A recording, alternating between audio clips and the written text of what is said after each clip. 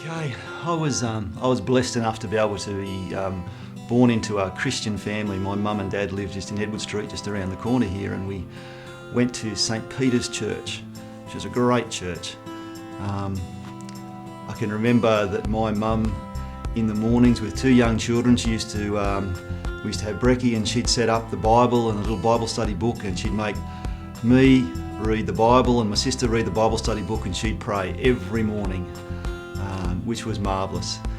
However, I hadn't actually made a commitment to follow Jesus, and I can remember living with a fear in my life. Even as a young child, I was afraid that people might not accept me, afraid of bad stuff that might happen, afraid what would happen if mum or dad died, And that fear actually was having a physical effect on my body, and I actually started to feel sick. And I remember mum taking me to the doctor when I was about 9 or 10, and he said, "There's nothing wrong with him, just let him get out and do stuff, start playing more sport and get involved in stuff." And which I was doing anyhow. And I thought, "Oh, good on you, doc, that's a great advice." But it was a real thing that I was struggling with, and it was negatively impacting on my life. And then when I was about 13 or 14, there was a Billy Graham crusade. I went to this Billy Graham crusade with mum and dad, and just what was being said there at the crusade, the thing that perfect love casts out all fear. Fear was controlling my life, and I knew that perfect love was Jesus. And it said that he offered a peace that passes all understanding, and I hadn't had that peace.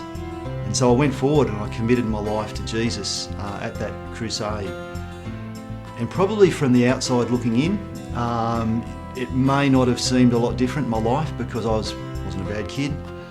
But I know from the inside out things started to change, and that fear started to go. And I was able to step up and do things that I actually enjoyed doing, like take leadership roles at school and at church, in the church youth group. Even to the point when I left school, the career that I decided to follow was with the New South Wales Police Force. I applied to and got accepted into the old SWAS. It's called the State Protection Support Unit now. And it's interesting now as a 51-year-old man, I can look back over my life and I can see how God has directed my paths. Brenda and I have always prayed about decisions that we have to make, and sometimes even in the really hard times, and everyone goes through hard times, when there's a bit of a struggle, I know that Jesus is the answer, and he's got me covered and he's got my back, and it's just a great place to be. I can see that he has blessed me, and now I can look at my two beautiful kids. We're both married to wonderful partners, and I've got two beautiful grandchildren. And it's great to look back and see how God has directed my path.